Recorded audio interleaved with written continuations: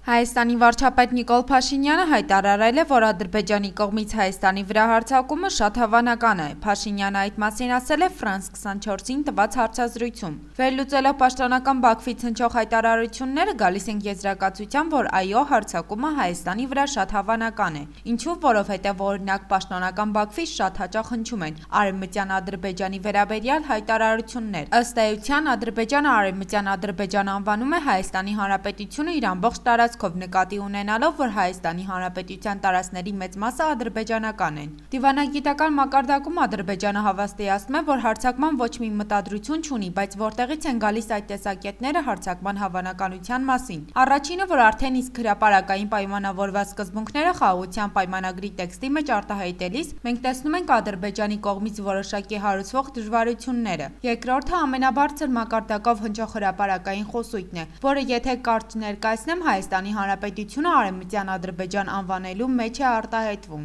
Երրորդը ագրեսիվությունն է սահմանին։ Օրինակ վերջին միջադեպը, երբ մենք 4 զոհ ունեցանք, այդ միջադեպը որևէ ձևով արդարացված չէ։ Նրանք հայտարարել էին, որ իրենց զինվորներից մեկը վիրավոր է։ Մենք էլ հայտարարեցինք, որ հետաքննություն կիրականացնենք, որովհետև կա հրամանը չարդարացված ձևով որևէ գործողություն չիրականացնել։ Եվ եթե պարզվի, որ կա այդ հրամանի խախտում, կլինեն նաև օրենքով նախատեսված հետևանքներ։ Չնայած այս հայտարարություններին Ադրբեջանը այդ առիթը օգտագործել է, որպեսզի ագրեսիվություն ցուցաբերի։ Այս փաստերի համախումբն է, որ բերում է շատ հայաստանյան եւ միջազգային փորձագետների, որ Ադրբեջանը նոր հարձակում է պատրաստում Հայաստանի վրա, ասել է Փաշինյանը։ Փետրվարի 23-ին Հայաստանի Հանրապետության պաշտպանության նախարար Սուրեն Պապիկյանը ընդունել է պաշտոնական այցով Հայաստանի Հանրապետություն ժամանած Ֆրանսիայի զինված ուժերի նախարար Սեբաստիեն Լկորնյուին, հայտնում են Հայաստանի Հանրապետության պաշտպանության նախարարությունից։ ՊՆ վարչական համալիրում տեղի է ունեցել Սեբաստիեն Լկորնյուի դիմավորման հանդիսավոր արարողությունը պատվով պահակախմբի եւ զինվորական նվագախմբի մասնակցությամբ։ Հնչել են Հայաստանի եւ Ֆրանսիայի պետական օրհներգերը։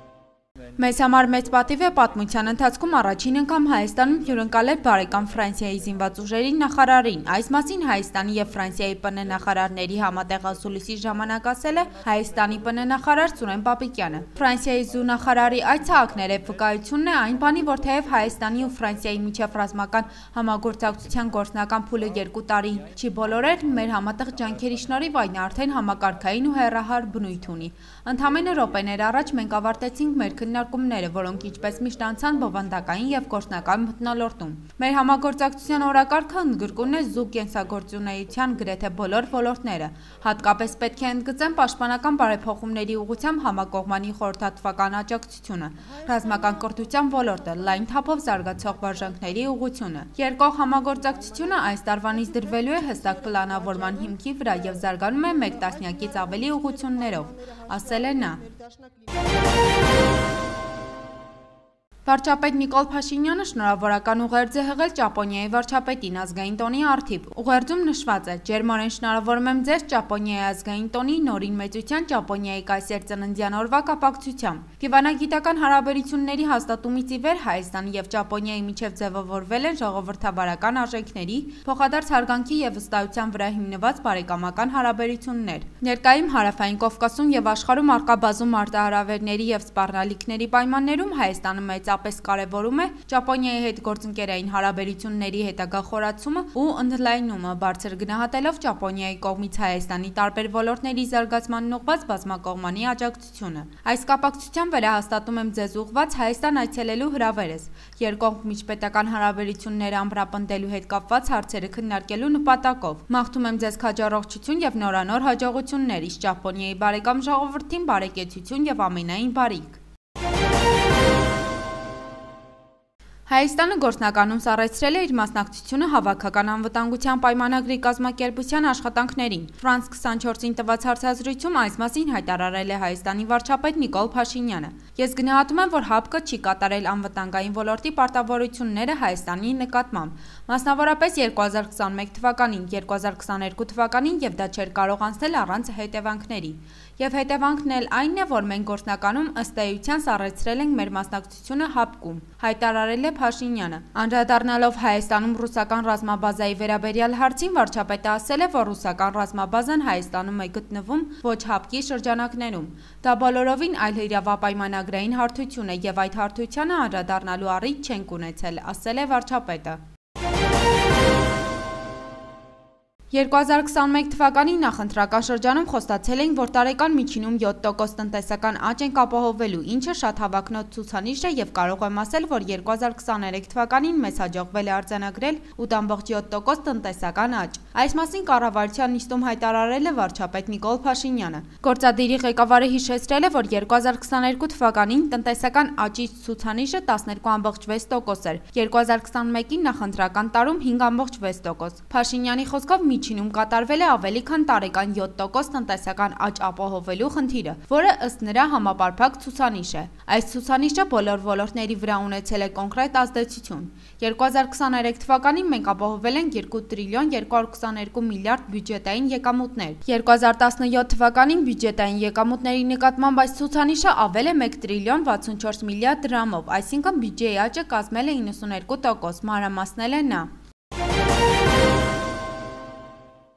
Հանրապետության նախագահ Վահագն Խաչատուրյանը ընդունել է Հայաստանում Ճապոնիայի արտակարգ եւ լիազոր դեսպան Աոկի Յուտակային, հայտնում են Հայաստանի Հանրապետության նախագահի աշխատակազմից։ Ողջունելով դեսպանին, նախագահը շնորհավորել է նրան Ճապոնիայի ազգային տոնի կայսեր ծննդյան օրվա կապակցությամբ եւ հաջողություններ ու բարգավաճում մաղթել Ճապոնիայի բարեկամ ժողովրդին։ Հանդիպմանը քննարկվել են Հայաստանի եւ Ճապոնիայի միջև առկա սերտ համագործակցության հետագա օնլայնման եւ համատեղ ծրագրերի իրականացման հնարավորությունները։ Անդրադարձ է կատարվել քաղաքական տնտեսական բարձր տեխնոլոգիաների, բնական աղետների դիմակայման եւ այլ ոլորտներում փոխգործակցության ակտիվացման ու ճապոնական լավագույն փորձի կիրառման հեռանկարներին։ Երկուստը կարևորվել է բարձր մակարդակի քաղաքական երկխոսության, փոխայցելությունների եւ խորհրդարանական դիվանագիտության զարգացման շարունակական խթանումը, ասվում է հաղորդագրության մեջ։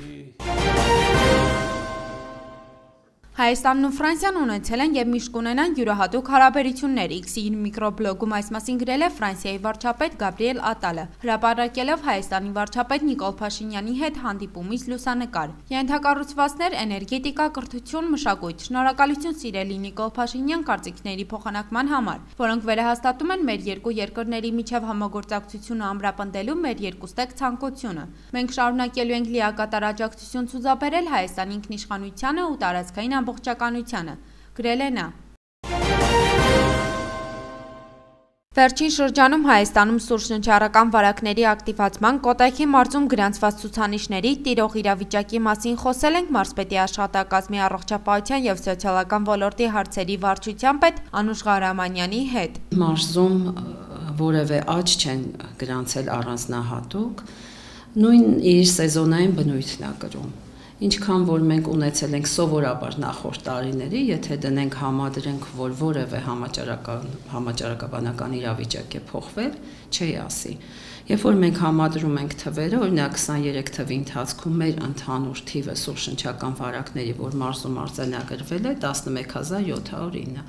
գրեթե համընկնում էր 2-3%-ով էր տարբերվում 22 եւ 21 թվին արձանագրված թվերի հետ։ Հիմա կոնկրետ հունվար ամսին մենք ունենք այսպիսի արձանագրված թիվ 1906 դեպք, 1257-ը 0-18 տարեկան երեխաների շրջանում է։ Մեր հոսպիտալացումների թիվը կազմում է 153, որոնցից 152-ն են 0-18, այսինքն հոսպիտալացումները գրեթե 100% բաժին ընկնում է 0-18 կոնտինգենտին։ Ինչով է դա պայմանավորված, որովհետև սա էլ հենց ինքնին հուշում է, որ հիմնականում մեծահասակները սուրշնչական վարակներով գրեթե չեն հոսպիտալացվում, երեխաների մոտ ավելի հաճախ է բարդություններով ուղեկցվում, ինչը որ բերում է հոսպիտալացման։ Վարչության պետի խոսքով սուրշնչառական վարակները սեզոնային բնույթ ունեցող հիվանդություններ են, որը միայն գրիպը չէ։ Դրանք նույն ռինովիրուսներն են, ադենովիրուսներն են, հարգրիպային վիրուսներն են, ռեսպիրատոր սինցիալ վիրուսներն են, SARS-CoV-2 վիրուսն է, որը COVID-19 հարուցում, A եւ B տիպի գրիպների վիրուսներն են հանդիպում մեր տարածաշրջանում եւ բերում են բրոնխիտներ եւ թոքաբորբերի զարգացման։ Անուշ Ղարամանյանը խոսելով կանխարգելման միջոցների մասին ընդգծում է. Կանխարգելման միջոցառումներից շատ կարևոր է հանրային իրազեկումը։ Իրազեկման աշխատանքում ամենակարևորը բնակչին, անհատին ներկայացնել, թե ինչպես ինքը պետք է իր անձնական հիգիենայի կանոնները ճիշտ պահի։ Լավագույն կանխարգելումը իհարկե վակցինացիան է, պատվաստում են գործընթացն է, ակտիվացումն է, ինչը որ բարեհաջող մարզում ընթանում է եւ գրեթե ավարտին է մոտենում։ Գրիպի պատվաստումները մեկնարկել են մարզում հոկտեմբեր ամսից, արդեն վակցինան սեպտեմբերից արկա էր եւ շատ քիչ խմբականակ է մնացել, որ սպառվի։ Եթե անձը պատվաստվում է գրիպի պատվաստանյութով, ապա նրա թոքաբորբով H1N1-ով եւ H3N2-ով պայմանավորված թոքաբորբով հիվանդանալու հավանականությունը գրեթե զրոյացվում է։ Կանխարգելման միջոց է հանդիսանում նաև ձեռքերը հաճախ լվալը, սենյակի օդափոխությունը։ Ախտանիշներ նկատելու դեպքում վարչության պետը հորդորում է դիմել բժշկին, ինքնաբուժությամբ չզբաղվել։ Դրույթները ճիշտ պահպանեն, կարծում եմ մենք կխուսափենք ամենակարևորից, գոնե թե թոքաբորբերով եւ բրոնխիտներով չեն բարդանա մեր վարակված դեպքերը։ Վարչության պետը նշում է, որ վիրուսի տարածումից խուսափելու համար հիվանդ լինելու դեպքում չշփվել շրջապատող մարդկանց հետ, որպեսզի վարակը չտարածվի։ Անվտանգության խորհրդի քարտուղար Արմեն Գրիգորյանը փետրվարի 22-ին հանդիպել է Լիտվայի արտաքին գործերի փոխնախարար Յոնաս Սուրվիլայի գլխավորած պատվիրակության հետ։ ԱԽ գրասենյակից հայտնում են, որ Արմեն Գրիգորյանը ողջունել է պատվիրակության այց Հայաստան եւ ընդգծել, որ երկու երկրների հարաբերությունները ինտենսիվորեն զարգանում են, ներառելով համագործակցության նոր ոլորտներ։ Զրուցակիցները քննարկել են ինչպես երկկողմ, այնպես էլ բազմակողմ համագործակցությանն առնչվող հարցերի օրակարգը, որը ներառում է նաեւ համագործակցությունը Եվրոպական միության շրջանակներում։ Վերոնշյալ համատեքստում ԱԽ քարտուղարը կարևորել է Լիտվայի կողմից ցուցաբերվող աջակցությունը Հայաստանում տեղակայված Եվրոպական միության քաղաքացիական դիտորդական առաքելությանը։ Բարձր գնահատելով երկկողմ հարաբերությունների զարգացման դինամիկան, կողմերը պատրաստակամություն են հայտնել շարունակելու գործադրել բոլոր ջանքերը երկկողմ համագործակցության առկա ներուժը լիարժեք իրացնելու ուղղությամբ։ Ադրբեջանը շարունակում է պատանդառության մեջ պահել 23 անձի, որոնցից 16-ը գերության մեջ են հայտնվել սեպտեմբերի 19-ի ռազմական գործողությունների հետևանքով։ Այս մասին ասում է Հայաստանի Հանրապետության կառավարության ծրագրի 2023 թվականի կատարման ընթացքի եւ արդյունքների մասին զեկույցում։ Կան փաստական տվյալներ առնվազն 32 անձանց 2020 թվականի պատերազմից հետո բռնի անհետացման վերաբերյալ, որոնց ճակատագրի մասին Ադրբեջանը տվյալներ չի հաղորդում։ Շարունակում է բաց մնալ 2020 թվականի 44-օրյա պատերազմում եւ դրանից հետո անհետ կորած համարվող 215 եւ 1990-ականներին անհետ կորած 777 Հայաստանի Հանրապետության քաղաքացիների եւ Լեռնային Ղարաբաղի հայերի ճակատագիրը։ Հայաստանի Հանրապետության ազգային ժողովի նախագահի տեղակալ Ռուբեն Ռուբինյանը փետրվարի 23-ին ընդունել է Ֆրանսիայի Հանրապետության խորհրդարանական պատվիրակությանը։ Հանդիպմանը ներկա են եղել Հայաստանի ազգային ժողովի պաշտպանության եւ անվտանգության հարցերի մշտական հանձնաժողովի նախագահ Անդրանիկ Քոչարյանը, Հայաստան-Ֆրանսիա բարեկամական խմբի անդամները ղեկավար Վլադիմիր Վարդանյանի գլխավորությամբ։ Այս մասին հայտնում են ԱԺ-ից։ Ազգային ժողովի փոխնախագահ շնորհակալություն է հայտնել Եվրոպայի խորհրդի արտաքին հարաբերությունների հանձնաժողովի անվտանգության եւ պաշտպանության ենթահանձնաժողովի նախագահ Նատալի Լուազոին Եվրոպայի խորհրդարանում Հայաստանին աջակցելու համար, Ֆրանսիայի Սենատին 2024 թվականի հունվարի 17-ին ընդունած բանաձևի համար։ Նատալի Լուազոն շնորհակալություն հայտնելով ջերմ ընդունելության համար նշել է, որ Հայաստանը իր յուրահատուկ տեղը ունի ֆրանսիական քաղաքական կյանքում։ Մեր հարաբերությունները առանձնահատուկ են, մենք աջակցելու ենք Հայաստանին դեպի խաղաղություն ճանապարհին, նշել է Նատալի Լուազոն։ Հասանելի համայնքային սոցիալական ծառայություններ ծրագրի շրջանակում Աբովյանի համայնքապետարանը համագործակցելով գործընկեր կազմակերպությունների հետ իրականացնում է շահառու քաղաքացիներին աջակցությունների տրամադրման ծավալուն աշխատանքներ։ Մանկական զարգացման հիմնադրամի հետ արդյունավետ համագործակցությամբ օրերս աջակցություն է տրամադրվել Արցախից տեղահանված եւ Աբովյան համայնքում բնակություն հաստատած այն շահառու քաղաքացիներին, որոնք մասնակցել են մասնագիտական դասընթացների եւ ստացել համապատասխան սերտիֆիկատ։ Շահառու քաղաքացիները ստացել են անհրաժեշտ սարքեր եւ պարագաներ ձեռք բերված մասնագիտությամբ աշխատելու նպատակով։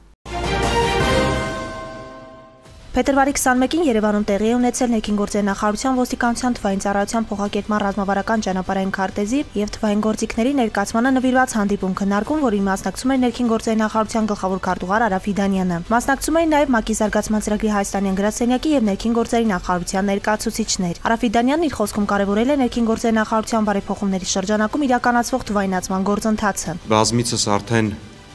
փոքրիկ քննարկումներ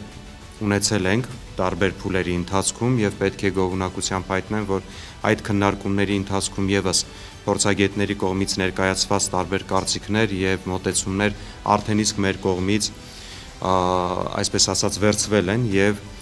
որոշակի արդեն իրագործման նաև փուլում գտնվում ենք։ Ոստիկանության ոլորտի բարեփոխումների շրջանակներում Արա Ֆիդանյանն առանձնացրել է Եվրոպական միության կողմից ֆինանսավորվող եւ ՄԱԿ-ի զարգացման ծրագրի կողմից իրականացվող հաշվետու հաստատություններ եւ մարդու իրավունքների պաշտպանություն Հայաստանում ծրագիրը եւ կրթական ծրագրերի արդիականացման, մարդկային ռեսուրսների կարողությունների բարելավման, ոստիկանական գործունեության մեջ կանանց ներգրավվածության ապահովման, թվային վերափոխման եւ այլ ուղղություններով կատարված մեծածավալ աշխատանքները։ Նա շնորհակալություն է հայտնել միջազգային գործընկերներին, փորձագետներին եւ ներգրաված ոլորտային մասնագետներին, ոստիկանության թվային փոխակերպման ռազմավարական ճանապարհային քարտեզի մշակման գործընթացում կատարած ծավալուն աշխատանքի համար։ Արա Ֆիդանյանը նշել է, որ ծառայության թվայնացման շրջանակներում ներդրված գործիքակազմը կկիրառվի ներքին գործերի նախարարության ոլորտային ուղղություններում։ Ելույթ են ունեցել նաև ՄԱԿ-ի զարգացման ծրագրի հայաստանյան գրասենյակի ժողովրդավարական կառավարման թիմի ղեկավար Վահան Ասատրյանն ու նորարարության եւ կայուն զարգացման նպատակների ֆինանսավորման թիմի ղեկավար Տիգրան Ճորոխյանը։ Նրանք խոսել են տեղեկատվական տեխնոլոգիաների զարգացմանը զուգընթաց արդի մարտահրավերների, ոստիկանության ծառայության թվայնացման գործընթացում կիրառվող մեթոդների, թվային գործիքների հնարավորությունների մասին։ Փորձագետները ներկայացրել են ոստիկանության ծառայության թվայնացման ռազմավարական ճանապարհային քարտեզը, տվյալների վերլուծական եւ օպերատիվ կառավարման կենտրոնի ձևանմուշների ստեղծման գործիքակազմը։ Հանդիպման ընթացքում ակտիվ քննարկում է ծավալվել ճանապարհային քարտեզի իրականացման եւ հետագա քայլերին վերաբերող հարցերի շուրջ։ Ըստ ոստիկանության օպերատիվ հաղորդագրությունների անփափագրերի փետրվարի 22-ից 23-ը ոստիկանության ստորաբաժանումները բացահայտել են հանցագործության 72 դեպք, որից 2-ը նախկինում կատարված։ Հայտնաբերվել են 1 անհետ կորած եւ 6 հետախուզվող, կամավոր ներկայացել է 1 հետախուզվող, գրանցվել է զենք զինամթերքի կամավոր հանձնման 3 դեպք։ Նախկինում կատարված հանցագործության դեպքերից բացահայտվել է անձնական ունեցվածքի գողության եւ բնակարանային գողության մեկական դեպք։ Անցած 1 օրվա ընթացքում հանրապետությունում արձանագրվել է ճանապարհատրանսպորտային 7 պատահար, 9 մարդ ստացել է տարբեր աստիճանի մարմնական վնասվածքներ։ Արդեն 3 ժամից ավելի արտակարգ իրավիճակ է ստեղծվել Կոտայքի մարզում։ Երևան-Սևան ավտոճանապարհի Չանենցավանի արագաչափի մոտ տեղի ունեցած վթարի պատճառով երթևեկությունը կաթվածահար է եղել։ Շամչյան.com-ի հաղորդմամբ խցանումը դեպի Սևան հասնում է մինչև 6 կիլոմետրի։ Ստիպված բարեկները աշխատում են գերլարված, որպեսզի վթարներ տեղի չունենան։ Փրկարար ծառայությունը տեղեկացնում է, որ Հայաստանի Հանրապետության տարածքում կան փակ եւ դժվար անցանելի ավտոճանապարհներ։ Փակ են Արագածոտի մարզում Ամբերտ Բարձր Լեռնային օդերևութաբանական կայնից դեպի Ամբերտ Ամրոց եւ Քարելիշ տանող ավտոճանապարհները։ Դիլիջանի ոլորանները դժվար անցանելի են կցորդի չոպերնատարների համար։ Դիլիջանի ոլորաններում Գորայք-Զանգեր, Սարավան-Զանգեր կոչվող հատվածներում, Ելփինից դեպի Տիգրանաշենի ոլորաններ հատվածում, Նոյեմբերյան, Բերդ, Ջերմուկ, Վանաձոր քաղաքներում, Ստեփանավանի, Տաշիրի, Սպիտակի ապարանի Արագածի Հրազդանի Ծաղկաձորի տարածաշրջաններում տեղում է ձյուն։ Գորիսի տարածաշրջանում մառախուղ է։ Վարդենյանց լեռնածքը բուք է։ Ստեփան Ծմիդալարց ավտոճանապարհը բաց է բոլոր տեսակի տրանսպորտային միջոցների համար։ Վարորդներին խորհուրդ է տրվում երթևեկել բացառապես զմեռային անվադողերով։ Մարզերում փետրվարի 24-ից 26-ին առանձին շրջաններում սպասվում են տեղումներ եւ մառախուղ, լեռնային շրջաններում ձյուն։ Փետրվարի 27-ին սպասվում է առանց տեղումների եղանակ։ Քամին հյուսիս-արևմտյան 2-ից 5 մետր վարկյան արագությամբ։ 25-ին սպասվում է քամուշ գնացում 15-ից 18 մետր վարկյան արագությամբ։ Օդի ջերմաստիճանը փետրվարի 24-ից 27-ին աստիճանաբար կնվազի 4-ից 6 աստիճանով։